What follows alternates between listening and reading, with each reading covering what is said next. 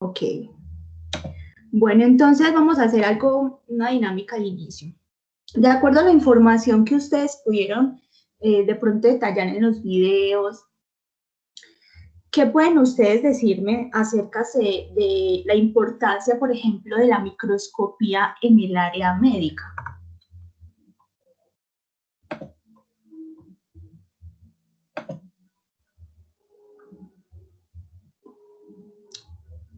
No todos. Hola. Hola. Yo vi como en la presentación un poquito que servía para patología, ¿cierto? Y que ha sido, por decir una presentación, nos mostraban imágenes de coronavirus, pues que es todo lo que hay ahora en su auge. Y también decía que ayudaba a la comprensión del funcionamiento de las enfermedades y poder encontrar como el tratamiento o una solución a ellas. Exactamente. Bueno, de pronto pienso que ustedes por el área profesional en el que están, de pronto tienen un poco más de bagaje en el tema de espectrofotometría. ¿O qué pueden decirme acerca de lo que pudieron observar en la información que les compartí y de la práctica que pudieron observar en los videos?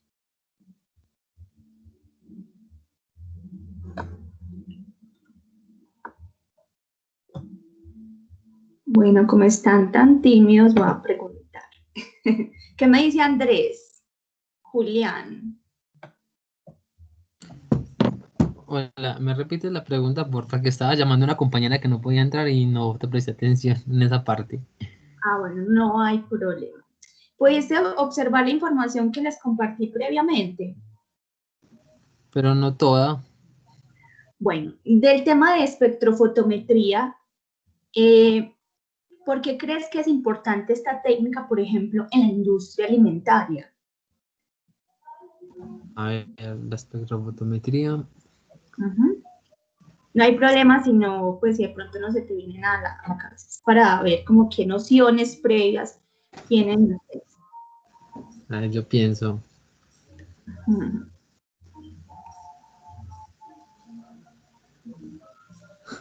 No se me viene a la mente. Bueno, a ver, ¿qué nos puede aportar en esta pregunta Juliana? Por acá veo a Juliana Quiseno. Compañera, ¿qué nos puedes comentar? Pues lo que yo de pronto he escuchado, me han dado a entender es se puede como decir cuantificar cosas como que uno quiera. Pues no sé si de pronto me hice explicar. Sí, en parte es correcto lo que dices.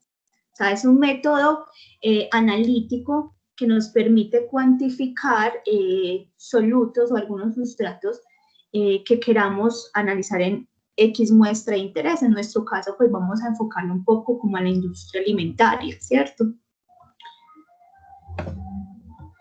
Bueno, vamos a ver. ¿Pueden observar bien la presentación? Sí, se ve bien. Listo, chicos. Entonces arranquemos con la presentación. Vamos a comenzar a hablar de la microscopía.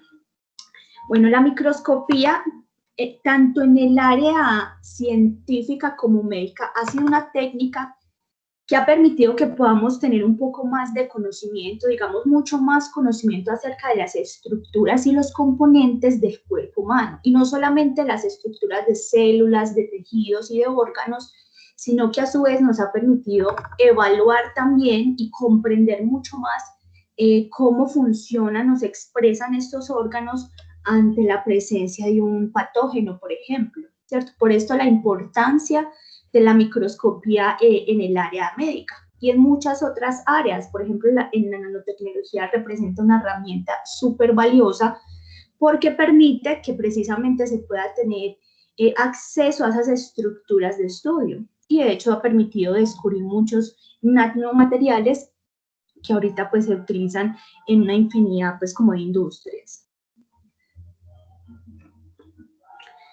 Bueno, entonces la microscopía en el campo de la medicina es muy utilizada, por ejemplo, en el área de patología. El área de patología es un área que abarca como tal todas las enfermedades, es decir, es una ciencia que abarca todas las anomalías que se generan en las estructuras y en los componentes del cuerpo humano. Permite entonces además no solo entender el funcionamiento de estos componentes biológicos, sino también observar qué pasa con esas estructuras en presencia de algunos estímulos que pueden ser externos, generados, por ejemplo, por agentes patógenos, por bacterias, generados incluso por tratamientos médicos. Como ustedes saben, pues el cuerpo humano, a pesar de que tenemos una gran barrera generada por la piel, pues siempre vamos a estar muy expuestos a una cantidad de cosas. Juliana, qué pena, tú estás pasando las sliders. Pues es que yo solo veo como la presentación, el título, aumento del aprendizaje y no veo nada más. Sí, estoy bueno, yo ya había pasado la diapositiva. Cuéntenme si ya están viendo que la estoy pasando. Vamos en microscopía en medicina, cuál es el objetivo de la microscopía y cómo se utilizan las técnicas de microscopía. ¿Pueden observar esta presentación, chicos? No, al igual que la compañera, yo también estoy viendo la parte de aumento del aprendizaje, la primera que nos mostraste. ¿No ven que estoy pasando la diapositiva? No, no se ve. Ok, entonces vamos a compartir de una forma diferente. Listo. Vamos a compartir directamente la presentación. Me avisan, por favor, si se pueden observarla. Está cargando. Ya pueden ver la primera diapositiva. Ahora sí, gracias. A ustedes, chicos, ya están viendo que la estoy pasando. Sí, ya sí pasa, ya sí se ve todo. Sí. Bueno, por el método de cómo lo compartí inicialmente, de pronto por eso me estaba dando. Y vamos entonces acá, ¿cierto? Les estaba comentando entonces de la importancia de la microscopía en un área muy específica como es el área de patología, que es un área que abarca como tal todas las anomalías que se dan en las estructuras, componentes biológicos del cuerpo humano, permitiendo entonces evaluar también el comportamiento de estas estructuras o de estos componentes ante los agentes externos, patógenos, e incluso validar cómo estas estructuras o cómo se comportan las células, los tejidos y los órganos ante anomalías a nivel genético, a nivel viral, a nivel bacteriano, que como les mencionaba, nosotros siempre vamos a estar muy expuestos a todo este tipo de situaciones. Y en algunos casos, entonces, va a lograr llegar a algunas estructuras y va a generar entonces unos cambios. Es aquí donde la microscopía juega un papel fundamental porque permite poder evaluar todo eso. Aquí, por ejemplo, pueden observar algunas imágenes del virus del COVID-19. ¿Sí? Esta primera imagen es como la estructura básica o cómo se ve el COVID-19. ¿Sí?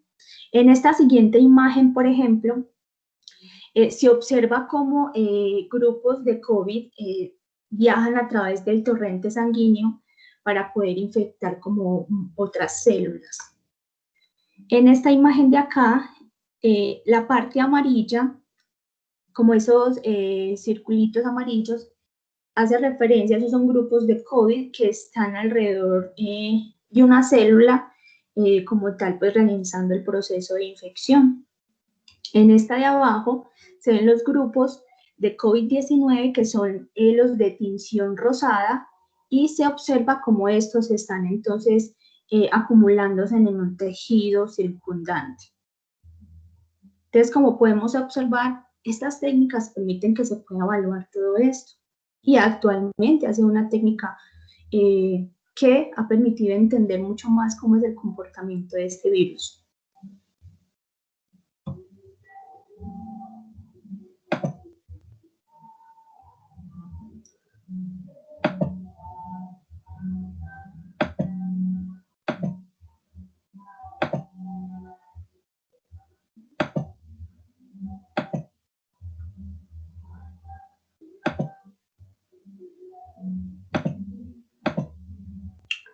Discúlpenme, chicos, que acá está como un poquito lenta la pasada de las diapositivas.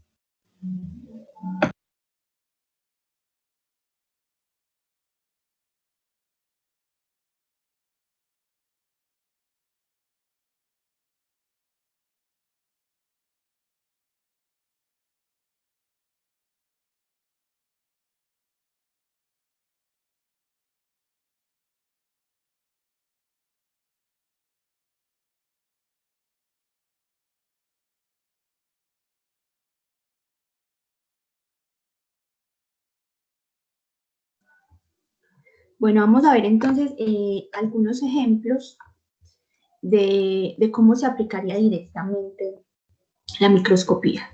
En los videos que les compartí, más o menos pudieron observar cómo es un laboratorio de patología que admiten o utilizan una cantidad de muestras de fluidos, muestras orgánicas y demás para poder realizar el respectivo análisis, ¿cierto?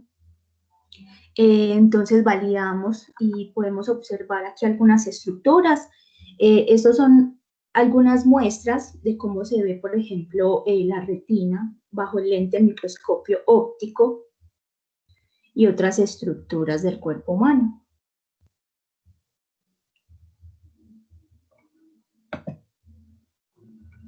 La microscopía, adicional a la herramienta que representa como precisión, una herramienta de precisión, ayuda también en el tiempo de diagnóstico, porque como nos permite poder analizar y validar la presencia de agentes patógenos en las células y tejidos, entonces permite de que se pueda tener una intervención más rápida y más óptima en el proceso del paciente, lo que representa entonces una técnica muy utilizada en el área médica.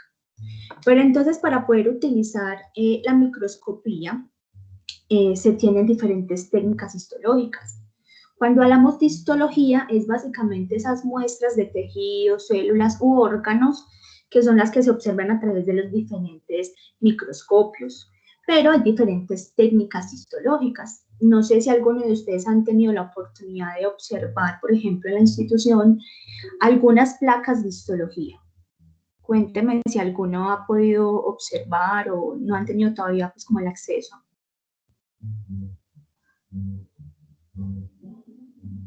¿Qué me dice Camilo, por ejemplo? Profe Angie, no, yo no he tenido la oportunidad, no. Ok, la microscopía, por ejemplo, como les mencionaba, no solo es para observar este tipo de muestras, también es para observar diferentes tipos de materiales y de nanomateriales, que me imagino de pronto ustedes van a tener un poco de contacto pues como con esta área por el perfil profesional.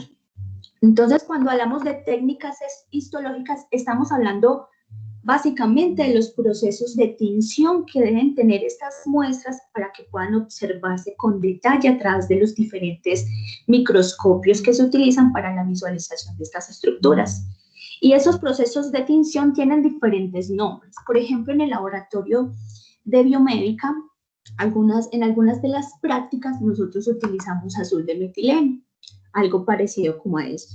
Entonces uno se saca, por ejemplo, un poco de muestra de célula bucal, la pone sobre la placa, sobre el portamuestras y ya uno entonces le pone el azul de metileno y lo que hace estos procesos de tinción es que permiten exponer mejor las estructuras de estas células y tejidos y que nosotros entonces podamos observarla con un mayor detalle.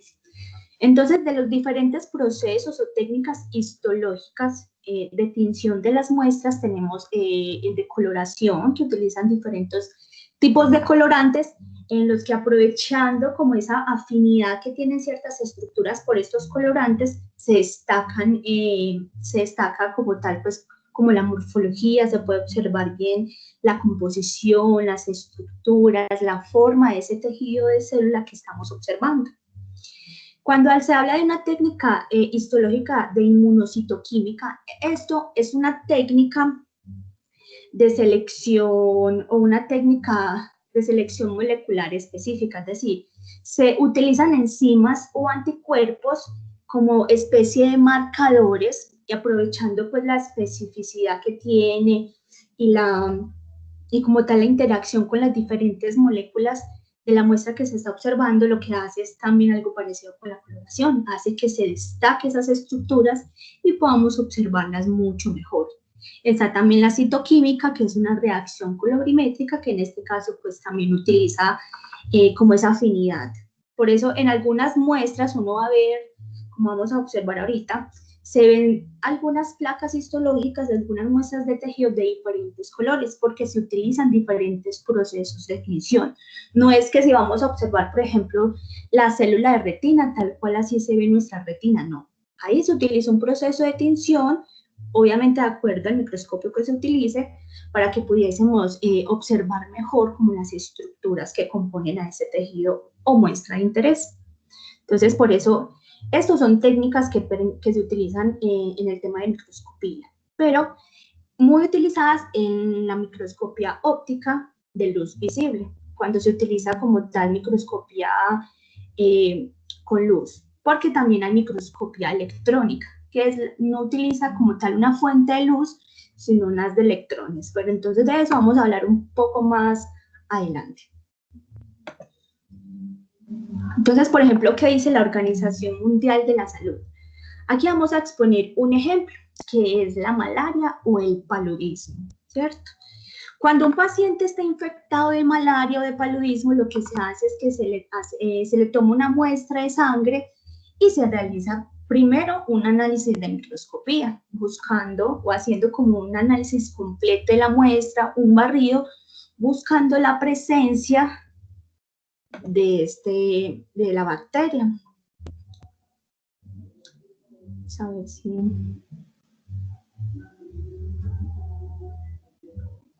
que se llama Plasmodium.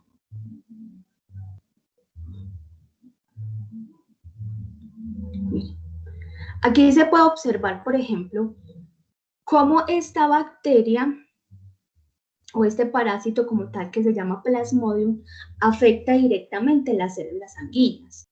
Si no se tuviera, por ejemplo, esta técnica de microscopía, sería mucho más difícil poder validar si se tiene este virus, si está este parásito presente, por ejemplo, en el cuerpo humano. Entonces lo que se hace es se toma la muestra de sangre y se hace un análisis de microscopía, donde se va a poder observar si se tiene presencia de este parásito y la densidad parasitaria también presente en el torrente sanguíneo. Algunas de las consecuencias que puede traer, por ejemplo, esta patología es anemia, porque lo que hace, como podemos observar de manera general, lo que hace es que el parásito infecta el glóbulo rojo y lo infecta tanto hasta que éste explota. Entonces genera un daño grave de los glóbulos rojos, lo que hace que se genere anemia. Y por eso toda la cantidad de malestar que va presentando el paciente, porque los glóbulos rojos pues finalmente son los que transportan el oxígeno desde los pulmones hacia las células y tejidos. Así se observaría, por ejemplo, bajo microscopía óptica, la presencia del parásito. Y estos son nuestros glóbulos rojos. Aquí, por ejemplo, es un glóbulo rojo que ya tiene infección y un cúmulo de parásitos dentro, ya a punto de reventar. Así se observaría entonces bajo el microscopio óptico una muestra de sangre infectada con el parásito de la malaria. Esto es una muestra de sangre normal, sana. Aquí se puede observar básicamente los glóbulos rojos, o llamados también eritrocitos, por ejemplo, con un objetivo de 4X, porque en microscopía pues se utilizan diferentes objetivos, diferentes resoluciones, está el 4X, el 10X, el 40X y el 100X.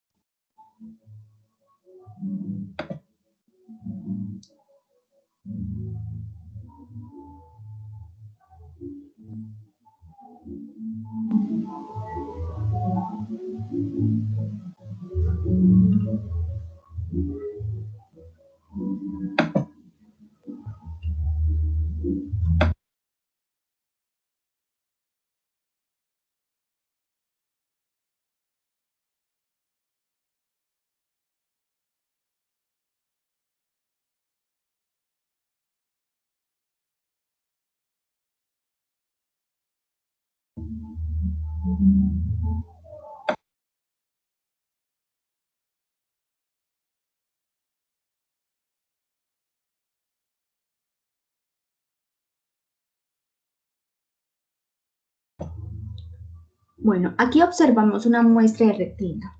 Por favor, me confirman si están viendo esta diapositiva, que casi no me pasa. Sí, sí, se está viendo. Vale, perfecto. Listo, entonces, en el lado izquierdo se puede observar una retina que presenta una lesión. Este fue un estudio o un análisis que realizaron de una lesión que sufrió un ojo, o que sufrió pues directamente en este caso la retina, por un haz de luz láser. Entonces, en la microscopía se pudo evaluar el cambio morfológico que sufrió una de las capas, en este caso los fotorreceptores,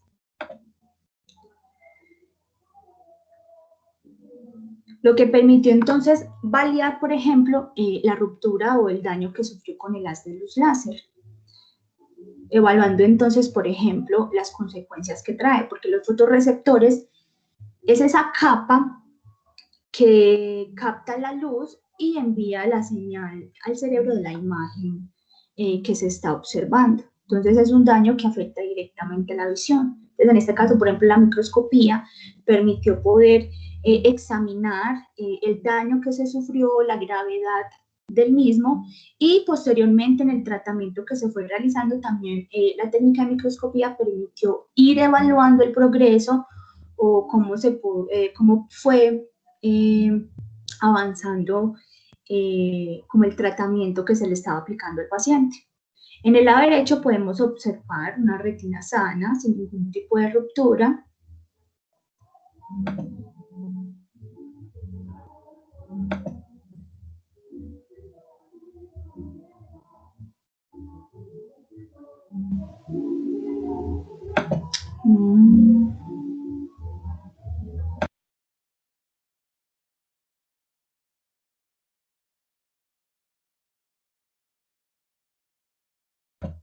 Bueno, ahora sí, ahí es que está dando como un poco de dificultad pasar las diapositivas.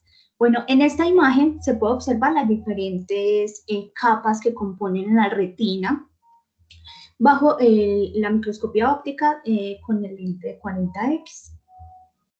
Entonces miremos, por ejemplo, la diferencia de la capa en una retina sana y cómo se observa la capa de la retina que sufrió el daño. Bueno, cuando se habla de microscopía, se debe tener muy presente que se utilizan diferentes tipos de microscopio, y esto de acuerdo a la necesidad y de acuerdo al tipo de muestra. El microscopio óptico o fotónico, que se le llama también, es porque los microscopios fotónicos son los que utilizan luz, que es una luz blanca.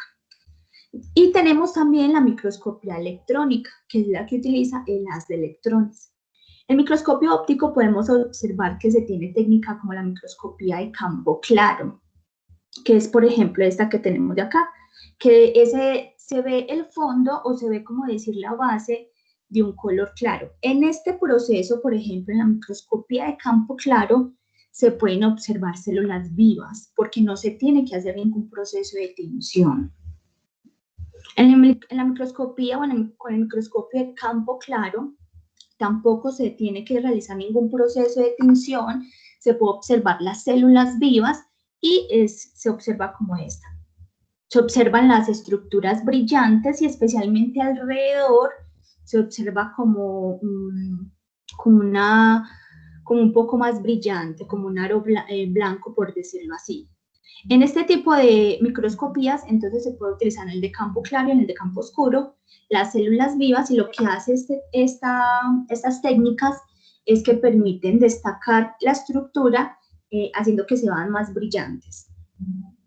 Esta técnica es la técnica que yo les había mencionado antes, que es en la que se utiliza procesos de tinción. Normalmente, entonces, en este caso, la célula pues muere, o el tejido de estudio muere, pero permite igual que se observen las estructuras y la morfología y todo lo que se tenga presente en la muestra de interés. Esta es la microscopía de fluorescencia, que permite observar muestras fluorescentes o que tengan un proceso de tensión fluorescente. Y el fondo generalmente es oscuro también, pero este es más utilizado para muestras que son fluorescentes. Y se tiene ya el microscopio electrónico, que es el que utiliza un haz de electrones que al impactar la muestra hace que éste desprenda o emita también una energía, unos electrones, y de esta manera se va a poder observar toda la imagen, se va a poder reconstruir toda la imagen. En este se ve normalmente en escala de grises, sin embargo se puede utilizar diferentes filtros. Vamos a ver, por ejemplo, algunas muestras. El del lado izquierdo, esta imagen es de una muestra de un parásito llamado el Pallidum. Es básicamente pues como el virus o la bacteria o el parásito, digamos, de la enfermedad de sífilis. Aquí se está utilizando microscopía de campo oscuro. Como observamos, el fondo es oscuro y la muestra se ve muy clara. O sea, se puede observar, y en este caso, por ejemplo, la muestra está viva. Aquí podemos observar muy detalladamente cómo es un glóbulo rojo. Esto es a través de la espectroscopía, electrónica, microscopía electrónica de barrido. Y esta es una célula en proceso de mitosis y se está observando a través de microscopía de fluorescencia.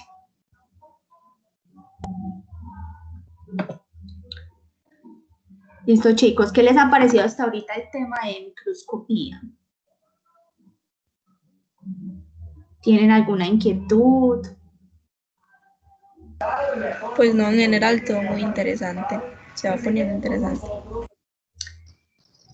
Yo pienso que de pronto en el tema de química industrial, la microscopía es una técnica muy utilizada, por ejemplo, en el análisis de materiales y de compuestos químicos, por supuesto. Porque, por ejemplo, la microscopía electrónica tiene técnicas que permiten validar también y cuantificar la composición química de determinados materiales. Entonces es algo que no solamente nos permite observar una muestra, cuál es su morfología, cuál es su densidad, cómo es su estructura, sino que en algunos casos, dependiendo pues el tipo de técnica de microscopía, vamos a poder analizar y tener información respecto a la composición química. Ahora vamos a hablar de la espectrofotometría. Juli, te hago una preguntita, qué pena. Cuéntame. Antes de continuar, por ejemplo, yo no soy del área pues de biomédica, ¿cierto? Yo soy de química, pero entonces me parece interesante, por ejemplo, preguntarte a ti, por ejemplo, esto de espectrofotometría, pues hay unos métodos, unas metodologías que consisten en preparar la muestra para su posterior análisis, ¿cierto? Pues para hacer incidir pues una luz visible y bueno, y después obtener y hacer la lectura pues cuantitativa o cualitativa según usted lo determine. Pero entonces yo tengo una preguntita, no sé si de pronto esa es de tu área. ¿Uno cómo hace entonces para preparar muestra sus tejidos orgánicos de un cuerpo para un análisis de microscopía o de espectrofotometría? ¿Cómo se procede uno a preparar esas? ¿De microscopía o de espectrofotometría? Sí. O sea, no sé, en las dos, sí. En microscopía, por ejemplo, si yo quiero analizar una muestra de sangre, como en el video que les compartí, pues uno toma la muestra de sangre. Pero dada la naturaleza misma de las células sanguíneas, se tiene que realizar un proceso de tinción. Si vamos a utilizar microscopía fotónica, es en el microscopio tradicional, por decirlo así, habría que utilizar un proceso de tinción o observar a través del microscopio electrónico de barrido, ¿cierto? Ya depende de la técnica que yo quiera utilizar. Entonces, se toma la muestra, se toma el tejido, dependiendo del interés que yo tenga, entonces vamos a hacer el proceso de tinción, o si quiero observar mi muestra viva, podemos utilizar entonces el microscopio de campo oscuro o utilizo el electrónico de barrido. Ya en espectrofotometría, hay diferentes tipos de espectrofotometrías, en el que se puede utilizar tanto sustancias líquidas como sólidas y gaseosas. Todo va a depender entonces como de la técnica. porque se tiene también infrarrojo, se tiene espectrofotometría infrarroja que permite realizar análisis de muestras tanto sólidas como líquidas y gaseosas. Entonces también va a depender mucho. La preparación de las muestras, ¿cómo sería? Por ejemplo, nosotros ahorita vamos a ver un ejemplo en el que se toma una muestra de gaseosa. Y lo que se hace es que se siguen unos pasos, que ahorita les voy a mencionar con más detalle, pero dependiendo del espectrofotómetro que esté utilizando, va a ser necesario, ¿no?, realizar diferentes diluciones. No sé si quedó un poco más claro, si fui un poco clara con la respuesta, Camilo. Sí, más o menos ya uno se ya eso depende de uno, ¿cierto? Ya de más o menos ir interpretando, ir entendiendo, dimensionando cómo es el proceso, pero sí, más o menos sí. O sea, pero es interesante también, sí. De todas maneras, sí, vamos a continuar con el tema de espectrofotometría, igual vamos a ver unos ejemplos prácticos y de pronto entonces me dice si resolvimos la duda o si de pronto socializamos un poco más, ¿de acuerdo? Ah, dale, muchas gracias, dale. Voy a estar pendiente entonces, sí. Vale. Gracias. Bueno, entonces la espectrofotometría. Bueno, la espectrofotometría realmente es una técnica muy interesante porque se trabaja con el espectro electromagnético, se tienen diferentes equipos que trabajan en todo el espectro electromagnético. Entonces se van a tener equipos que trabajan en el rango de la luz visible, vamos a tener equipos que trabajen con el ultravioleta o con ultravioleta visible, se van a tener equipos que trabajan en el rango de infrarrojo. Entonces tenemos un rango súper amplio para poder hacer análisis cuantitativos de todas las muestras que se nos ocurran básicamente. Yo he tenido la oportunidad, por ejemplo, de analizar a través de infrarrojo diferentes materiales, polímeros, carbones, entre otros, en el que uno puede validar, por ejemplo, los grupos funcionales que estos tienen, donde se puede evaluar como la composición del mismo material, entre otros, ¿cierto? Es una técnica muy amplia porque al utilizar el espectro, el rango electromagnético, pues es un rango muy, muy amplio porque todos los cuerpos siempre van a tener esa interacción con el espectro electromagnético, siempre vamos a estar emitiendo una longitud de onda y eso es lo que analiza este tipo de equipos.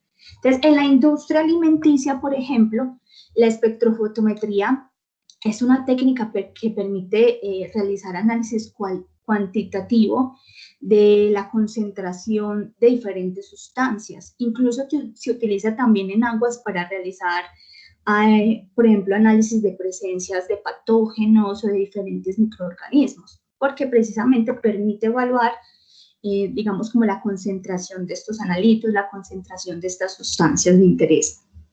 Hablando específicamente de la industria alimentaria, las técnicas de espectrofotometría permiten poder realizar como un control de calidad, desde la elaboración del producto hasta el procesado, hasta el producto final. Entonces, por eso es una técnica que es muy utilizada en este proceso, porque finalmente pues tiene muchas regulaciones que siempre van a estar evaluando como todo ese paso a paso por las consecuencias que puede traer para la salud humana. Entonces observamos, por ejemplo, que la espectrofotometría es utilizada en el área textil, en pinturas, es utilizada también incluso en la parte farmacéutica, y es una técnica que permite evaluar, tener evaluación colorimétrica. Como les decía, por ejemplo, en el rango del espectro visible se realiza mucho análisis colorimétrico. Entonces, es una técnica muy versátil que permite poder estar evaluando esto, porque si bien sabemos, los alimentos tienen una cantidad de aditivos, por decirlo así, de conservantes, de edulcorantes, que sí hacen que los alimentos pues sean muy agradables, pero que si en determinado momento se excede la cantidad permitida, va a generar una cantidad de enfermedades y de daños, no solo metabólicos, sino en todo el cuerpo, que va a no solamente a representar un riesgo de los alimentos, sino pues, a dañar también todo el proceso de calidad a nivel industrial. Entonces, por ejemplo, en la industria alimentaria se habla de alimentos aditivos, de organismos que son genéticamente modificados, se evalúa también las condiciones de fabricación y, por supuesto, entonces, la seguridad y la calidad de los alimentos mismos. El INVIMA es, por decirlo así, nuestro agente regulador, que es el que realiza la inspección y la vigilancia de todo el proceso, de todo el tema alimenticio. Entonces tiene una serie de artículos y de normas que incluso tienen estipulada la cantidad de aditivos que es permitido utilizar en diferentes alimentos.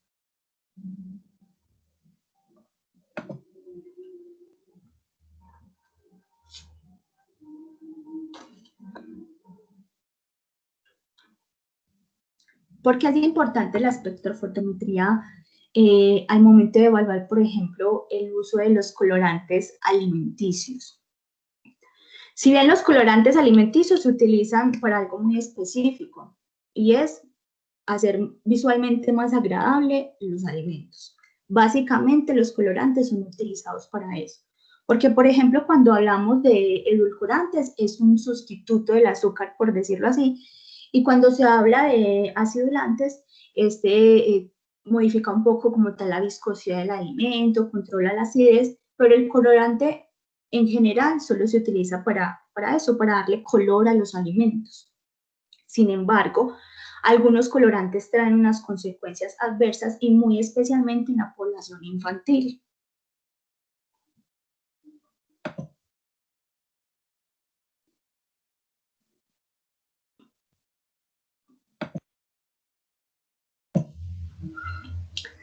Algunas de las consecuencias que puede ocasionar el uso de colorantes en los alimentos son, por ejemplo, reacciones alérgicas, hipersensibilidad de la comida, un empeoramiento de patologías existentes como el asma, ya que esta es una enfermedad que es muy de tipo alérgica, dolor abdominal y ya como tal trastornos a nivel gastrointestinal. Y como les digo, la población más vulnerable son los niños. Algunos colorantes incluso han sido prohibidos y siempre tienen un control muy riguroso por las consecuencias que puede traer para la salud. Entonces vamos a ver el ejemplo. Si nosotros tomamos, por ejemplo, una gaseosa, digamos la uva o la manzana, en este caso la uva, se observan en su etiqueta que tiene agua carbonatada, tiene azúcar, tiene acidulante, tiene aromas, tiene conservantes, edulcorantes y colorantes. Vamos a enfocarnos en el tema de los colorantes. Para poder darle ese color característico como púrpura, en esta gaseosa se utilizan dos tipos de colorantes, llamado el E122 o el 133, que básicamente es el azul brillante y el rojo. Así se encuentra, por ejemplo, en las hojas digamos como en las hojas técnicas de los aditivos utilizados para el grado alimenticio. Entonces, cuando hablamos, por ejemplo, del E122, se está hablando del colorante rojo, que en muchas etiquetas puedan parecer como carmesina, por ejemplo, o rojo número 5. Es utilizado no solamente para la gaseosa, sino en una cantidad de alimentos, de elementos que nosotros pues utilizamos, como por ejemplo las salsas, las bebidas, los mecatos, en el tema de heladería, pastelería, en fin. Es un color sintético, algo que a mí me pareció muy interesante y pues que también me prendió las alarmas, porque la verdad ya no veo las gaseosas igual. Dice que es un compuesto común del petróleo y también pues dependiendo de la ingesta puede generar unos daños en la salud. En los niños especialmente, dosis muy altas del consumo de esta gaseosa y por la cantidad pues, de colorante que puede tener esta y de los demás aditivos, es que puede generar, por ejemplo, hiperactividad, puede generar alergias, un empeoramiento del asma. Por esto, en países como Europa tienen mucho control en el consumo de bebidas gaseosas en la población infantil. Se puede observar también entonces el E133, que es la referencia pues del azul brillante, que puede aparecer también como azul laca, y con otros nombres. Es utilizado también en muchísimos tipos de alimentos y en bebidas deportivas, y es un color sintético derivado también del petróleo, y genera también pues como estas consecuencias de hiperactividad y ese tipo de reacciones adversas, especialmente en los niños. Algo que me pareció pues también con este tema de este colorante es que se puede acumular en los vasos linfáticos, y también este tipo de colorantes puede generar daños a nivel cerebral, que a ver, depende pues también de la cantidad de colorante que esté presente en los alimentos, porque finalmente pues hay una normativa que regula este tipo de cosas. Para todo siempre se tiene unos límites, como pasa con la radiación. Entonces vamos a hablar sobre un ejercicio. Si algunos pudieron observar, por ejemplo, el video del ejercicio de espectrofotometría en el que se estuvo analizando pues una muestra de gaseosa, lo primero que se debe hacer cuando tenemos, bueno, el espectrofotómetro, este ejercicio se realizó en un espectrofotómetro de luz visible en el que tenemos en el laboratorio. Se tiene entonces la muestra de gaseosa, pero se debe también tener un patrón adicional, ¿cierto? Un colorante, para poder hacer como la comparación, porque lo primero que se debe realizar es validar cuál es la longitud de onda óptima para realizar la medición de la concentración, es decir, para poder hallar esa concentración de colorante que queremos validar. Vale la pena mencionar que en este ejercicio, si bien vemos que, por ejemplo, la gaseosa puede tener de 2 a 3 tipos de colorantes, lo que se va a cuantificar en este caso es como la mezcla de los 3 o de los colorantes que tenga presente el alimento. En la industria alimenticia o en la industria alimentaria, como les digo, este tipo de proceso se realiza en el procesamiento del producto hasta pues como la disposición final. Entonces, inicialmente se tomó entonces una muestra de gaseosa uva, un colorante azul y uno rojo, y se realizó la medición en diferentes longitudes de onda, porque finalmente lo que queríamos validar es cuál es nuestra longitud de onda óptima. ¿Y cómo vamos a saber eso? A medida que se van haciendo las mediciones, en el momento en el que se tenga una absorbancia máxima, porque la medida se va a hacer en absorbancia, esa es la longitud de onda óptima. En nuestro caso, por ejemplo, nos dio en ambos ejercicios que la longitud de onda óptima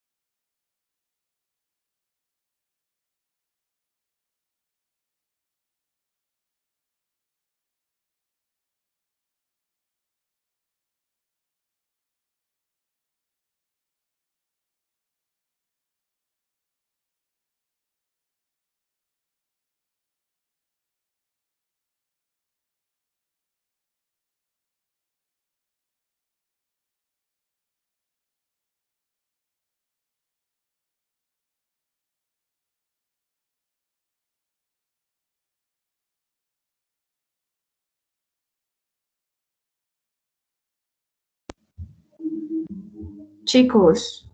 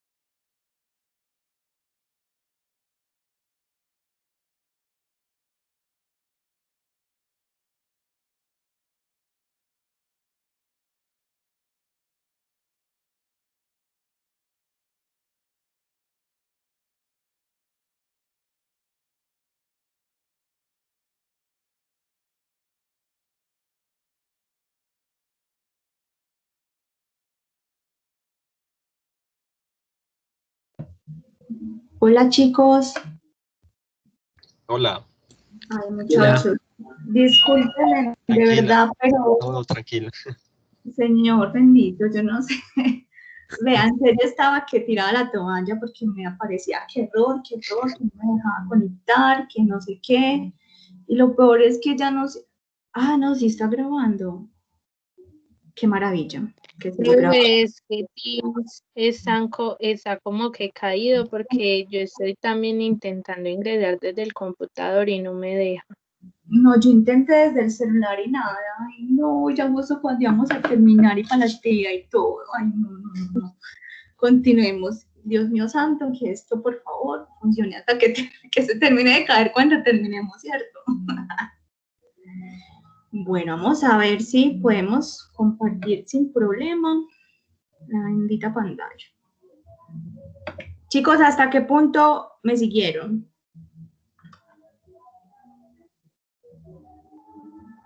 Chicos. Que estamos haciendo entonces un barrido pues espectral de dos estándares, un azul y uno verde para hacer determinar cualitativo o cuantitativamente la cantidad de colorantes en una gaseosa de postobón. Exacto, sí, exacto. En ese punto, ay, qué bueno, me escucharon todo hasta ese punto. Maravilloso. Ay, Dios, qué paciencia con esto. Bueno, pero no importa.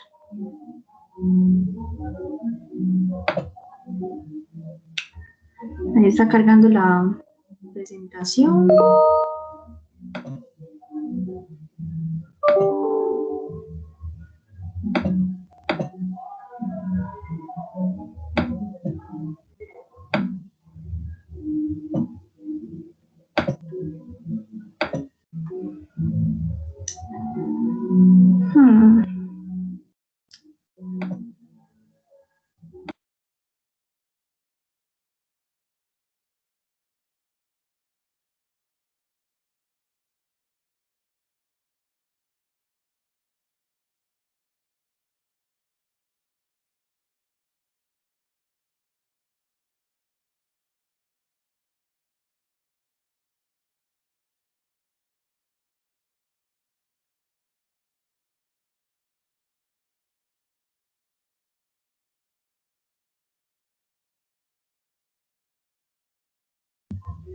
Chicos, me dicen si pueden ver la presentación, por favor. Son unas gráficas. Sí, la estamos viendo. Sí, sí se puede ver. Qué maravilla, listo. Bueno, continuemos. Entonces, después de analizar cuál es la longitud de onda óptima, ya entonces con este dato vamos a poder entonces validar cuál es la concentración del colorante presente en nuestra muestra de interés. Esta gráfica es de los datos que nos arrojó el espectrofotómetro en esa medición que se hizo, por ejemplo, en este caso, desde 400 a 550 nanómetros de nuestras dos muestras de interés, que en este caso es colorante y nuestra muestra de gaseosa, ¿cierto? Y como podemos corroborar también de manera gráfica, observamos que el pico máximo dio en 520 nanómetros, lo que entonces nos confirma que efectivamente esa es la longitud de onda óptima para poder posteriormente realizar la curva de calibración, que será la que nos permitirá evaluar cuál es la concentración.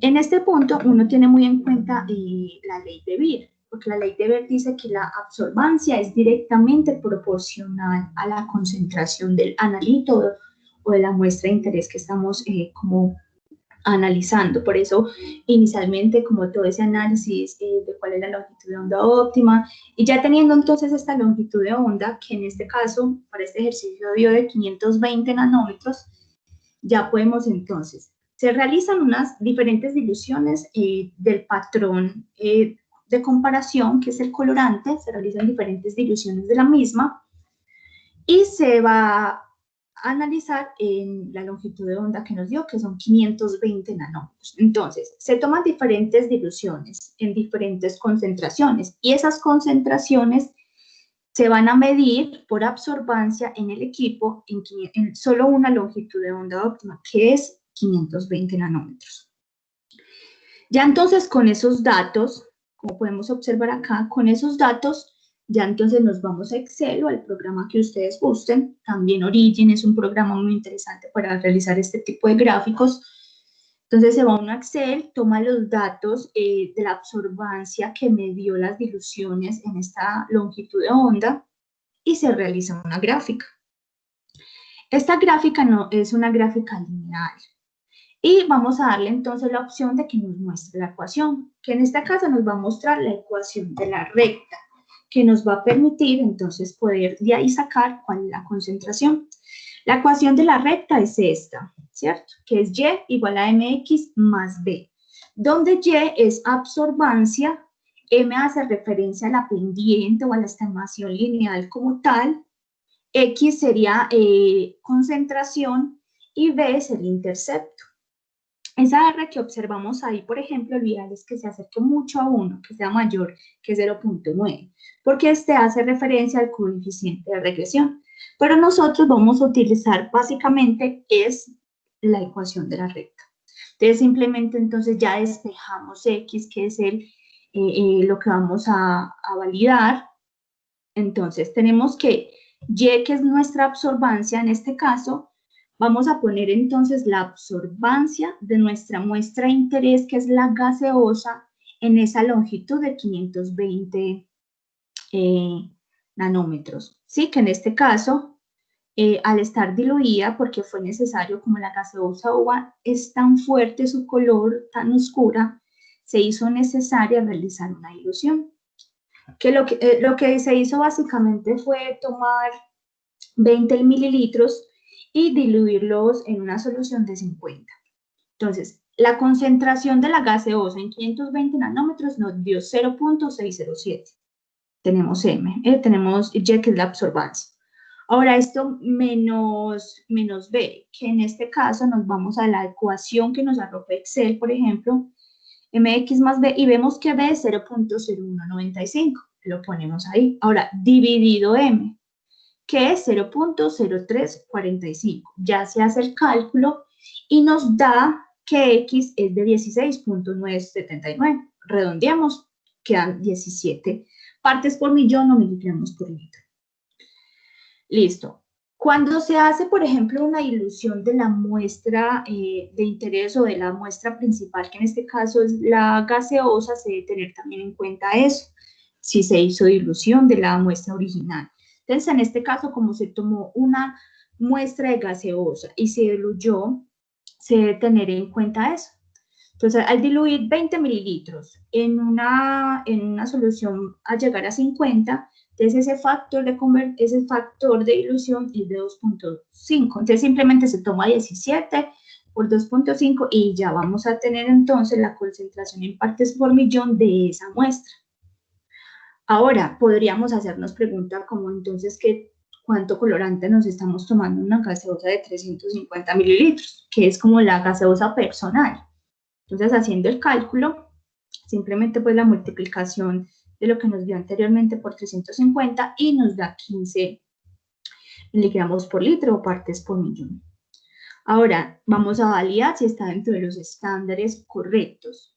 Entonces ya uno se va a la normativa, que nos está diciendo INVIMA respecto a esto, y encontramos entonces que en el artículo 12 ellos tienen o mencionan como tal cuál es como esa cantidad óptima o que no se puede sobrepasar del uso de colorantes en los alimentos, y hacen una referencia de que son 300 miligramos por kilogramo. Entonces ya se tiene que hacer pues como simplemente un paso, una conversión de unidades, y nos queda que nuestro ejercicio anterior, esa gaseosa, tiene aproximadamente una concentración de colorante de 42.53 miligramos por kilogramo. Si validamos entonces, digamos, está cumpliendo con la norma.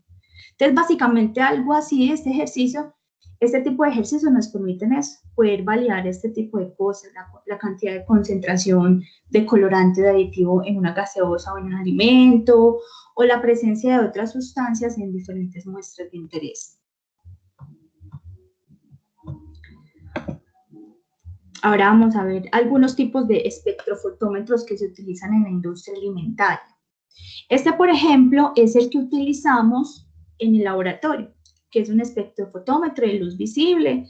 Aquí es donde se hizo pues el ejercicio, pero en la industria alimentaria, por ejemplo, utilizan unos un poco más sofisticados, que aparte de validar como la concentración de colorantes o de aditivos, valida también la calidad del color, entre muchos otros aspectos. Se tienen, por ejemplo, espectrofotómetros portátiles.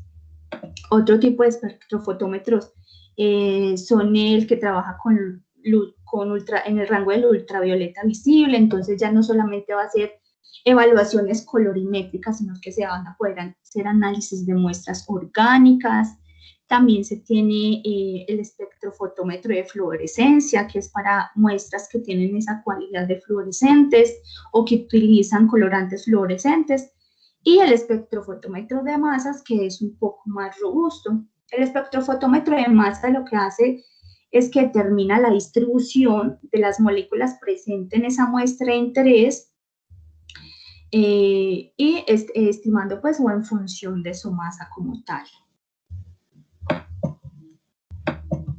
Entonces estos serían como algunos de los tipos de espectrofotómetros que uno podría encontrarse de pronto en la industria alimentaria. Cuéntenme, chicos, ¿cómo les ha parecido hasta acá el tema de espectrofotometría aplicado a la industria alimentaria?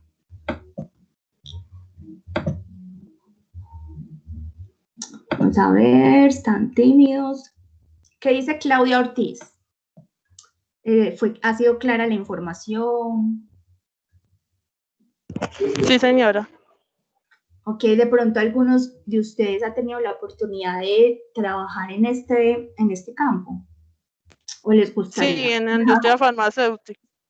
Ah, excelente. ¿Y en la industria farmacéutica has tenido la oportunidad de utilizar, por ejemplo, el espectrofotómetro?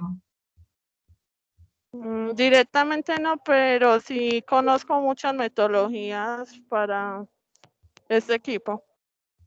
Ah, excelente. ¿Quisieras de pronto compartirnos alguna que nos pueda interesar a todos, especialmente pues, a ustedes chicos que son de química industrial? En la detección de metales. Ah, excelente. Sí, también es utilizado, por ejemplo, también para el análisis de concentración de diferentes sustancias químicas, ¿cierto? Creo que estás en el medio. Bueno, yo tengo una duda. Cuéntame. Uno haciendo la evaluación con este equipo de algún analito, uno puede de pronto medir la concentración de toxicidad de pronto en algún alimento que uno le haya adicionado algo así. Sí, de hecho, la espectrofotometría en la industria alimentaria permite validar también la presencia de patógenos en algunos alimentos. Entonces, ello permite evaluar la toxicidad de algunas sustancias y poder validar entonces las cantidades permitidas, si este alimento no está cumpliendo con la norma. Y si, por ejemplo, yo utilizo las nanopartículas de plata, o sea, como para medir el nivel de toxicidad de pronto que le pueda producir a un ser humano como tal, o sea, como para uno adicionarlo a un tipo de alimento. Pues se puede hacer indirectamente con este equipo, porque primero pues debes de validar la concentración que tiene pues que la concentración que se tiene de esta sustancia. Me imagino que habría que hacer un mapeo químico también de la presencia de esta sustancia en el analito. O sea, sí, o sea, forma parte de esos equipos que van a permitir que tú valides cuál es la toxicidad de este elemento presente en la muestra de interés. Ok, muchas gracias. Bueno, chicos, yo espero que podamos hacer un juego que les tengo preparado. Les voy a compartir esto. El enlace. Vamos a hacer un juego en el que vamos a validar a ver qué tan claro quedó pues como todo. Sí, les llegó el link.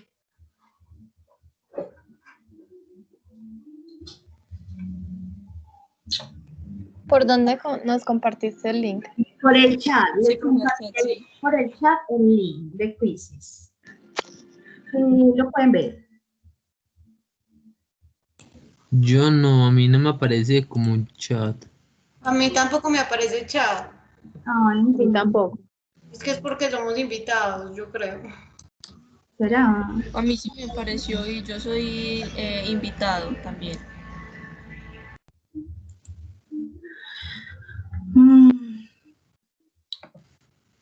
Voy a volver a enviarlo a ver.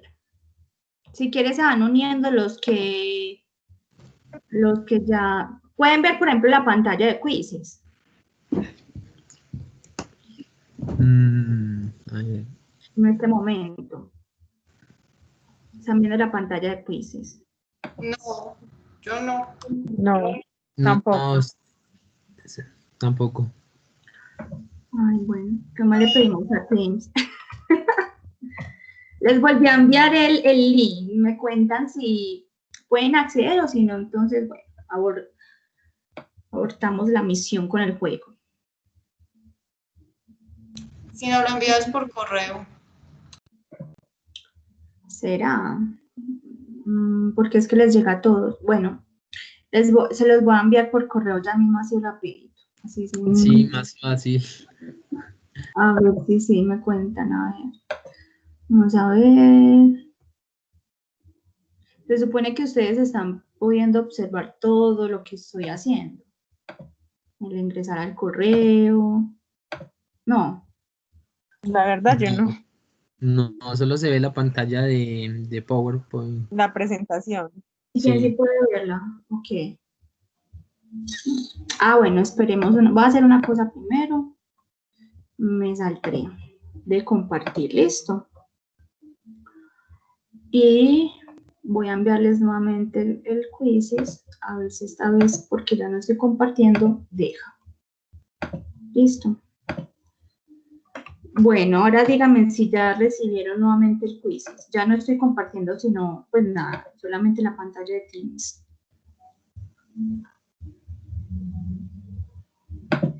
Muchachos, ¿pudieron observar lo que les envié el link? A mí sí me aparece, pero yo ingreso ahí y me dice que el código no es válido. Ay, pero ¿por qué?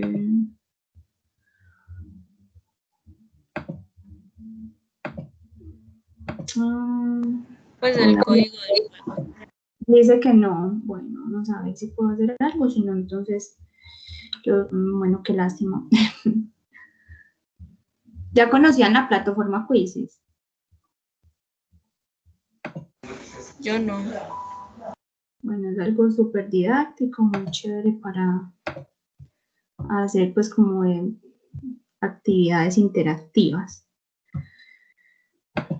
Bueno, esperemos que otra vez se los compartí, me cuentan. El último que les compartí, intenten ingresar a ese, si no, entonces bueno, lo dejamos para luego.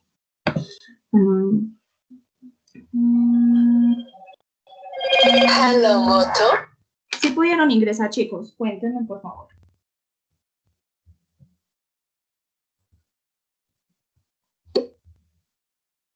¿Cómo? Yo sí.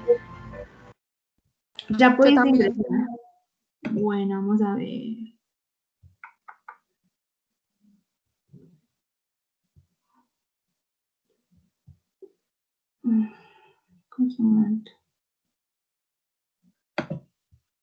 Y ya pueden ver las preguntas. Ya pueden ver las preguntas, los que han logrado ingresar.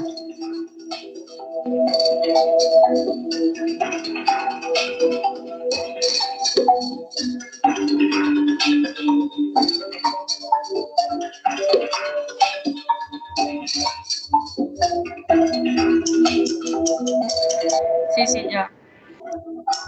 Bueno, ya empezó. Vamos a ver si los pueden. Los que quieran pueden intentar ingresar. Bueno, lo que otros están ingresando.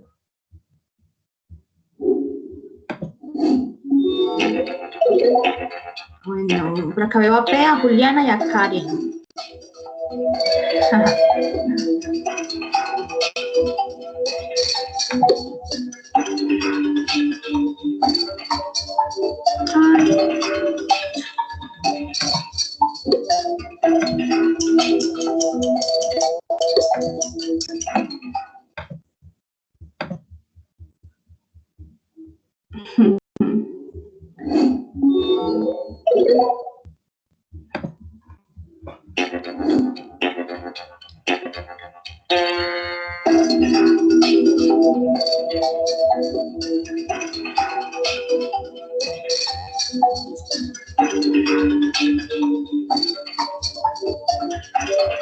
Bueno, en esta pregunta, de pronto se pueden equivocarse, que no lo mencioné muy específico.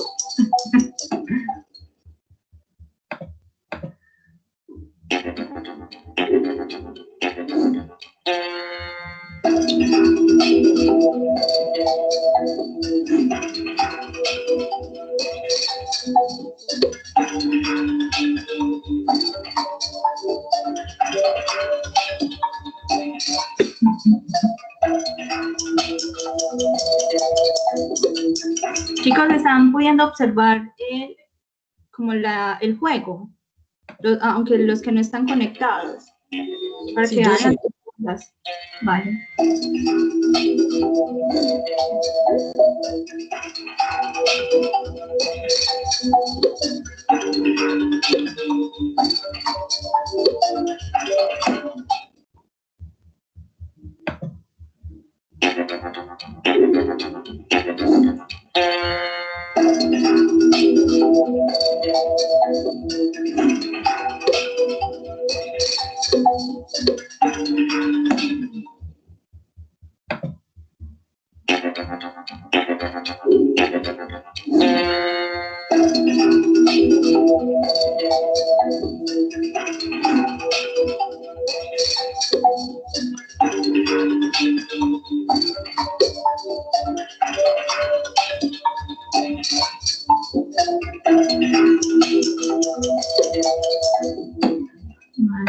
Bien.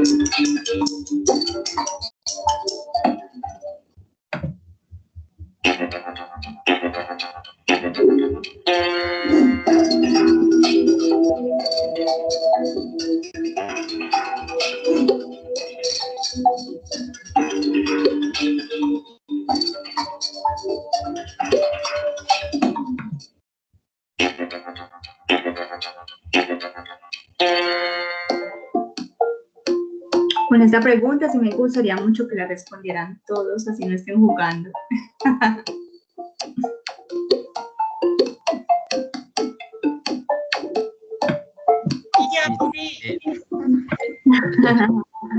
Ah, bueno, genial. Ahora regresemos. Dejemos de compartir. Bueno, chicos, esto es lo que yo les quería compartir a ustedes con mucho gusto sobre el tema. Cuéntenme, pues, qué les pareció, qué dudas quieren que despejemos en este espacio. Cuéntenme. Juliana, yo te pregunto, ¿el curso va a ser todos los lunes a esta hora o...?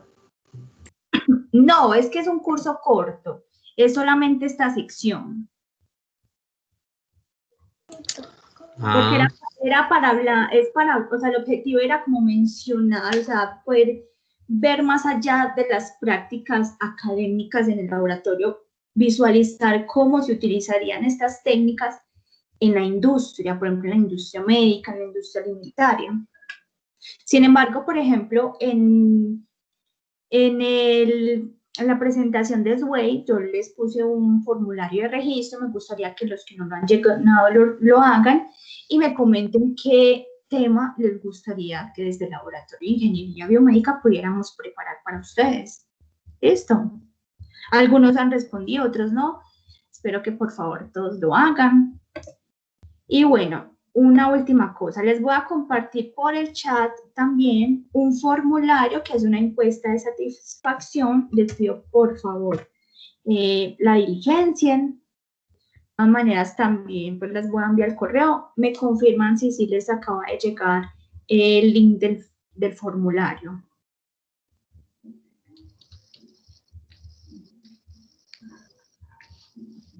Por ejemplo, Camilo, te llegó el formulario por el chat, Juan Pablo. Sí, ya estoy mirando. Perfecto. Yo le quiero hacer una última pregunta, qué pena. Una pequeñita, una preguntita así rápida.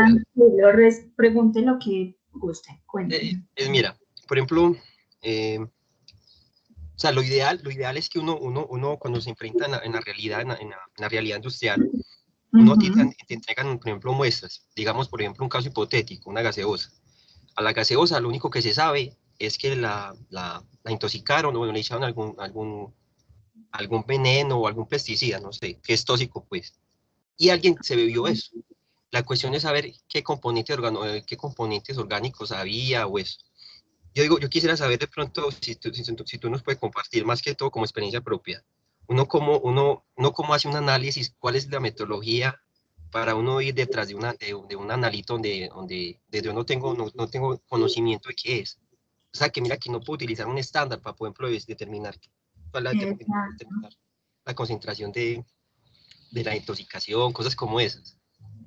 Entonces, no sé, esa es como la realidad, es decir, porque lo ideal es que, claro, uno te dicen, ve, la persona intoxicó por eso, que eso uno ya sabe, ya uno va detrás de algo que ya conoce, pero entonces la realidad es otra, que uno muchas veces nunca va a saber ni siquiera de qué trata.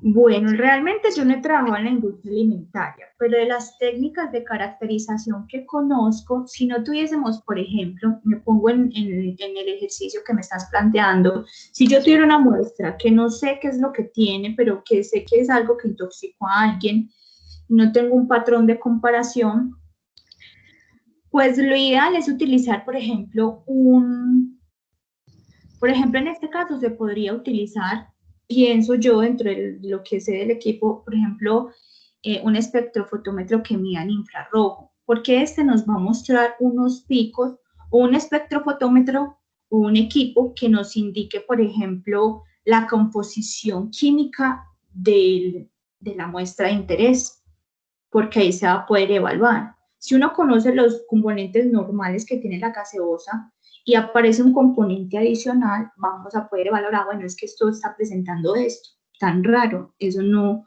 debería de ir en este producto. Pienso que se utilizaría, por ejemplo, o espectrofotometría infrarroja o algún equipo que permite evaluar como esa composición química. Sé que hay espectrofotómetros que pueden realizar ese tipo de cosas, así como, por ejemplo, como se utiliza, por ejemplo, en la microscopía electrónica, cuando se hace un análisis de la muestra y se hace un mapeo químico. Así se podría utilizar, por ejemplo, se podría realizar en una muestra, en un caso como el que me comentas. Sí, entiendo. De hecho, mire lo que tú me dices. La idea es jugar con los diferentes tipos de instrumentación, es decir, extraer más información con otros tipos. Por ejemplo, lo que tú me dices es cierto, muy lógico.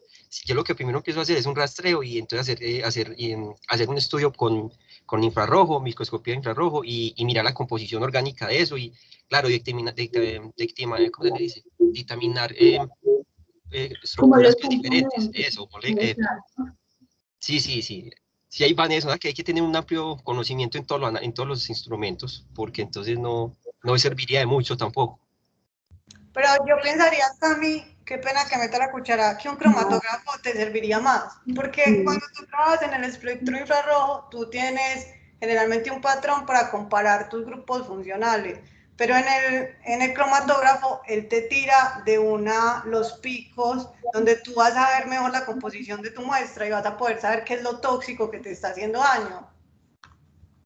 Sí.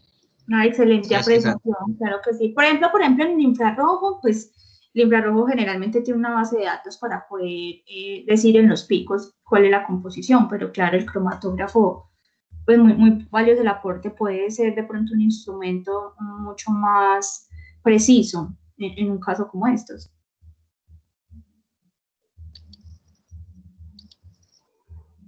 Sí, profe, así es. Yoli, ¿qué te hace? Mira, estoy mirando, revisando el correo para calificarte y no, a mí no me ha llegado, no sé.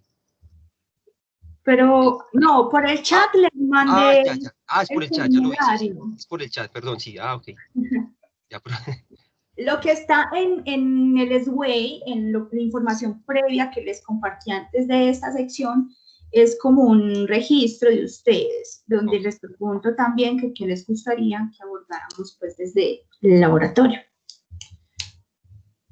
Pero esta es una encuesta de satisfacción. Vale. Entonces, por favor. Bueno, ¿qué más les gustaría decir? ¿Qué les pareció el curso? Otras preguntas, otros aportes, aprovechando que tenemos personas que seguro se mueven mucho de pronto en medios en los que se utiliza este tipo de equipos o de técnicas.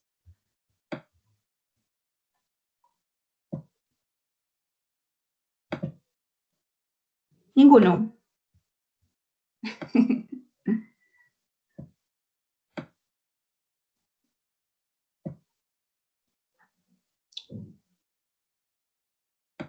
Stephanie Bedoya, hola, ¿cómo estás? ¿Qué te pareció todo?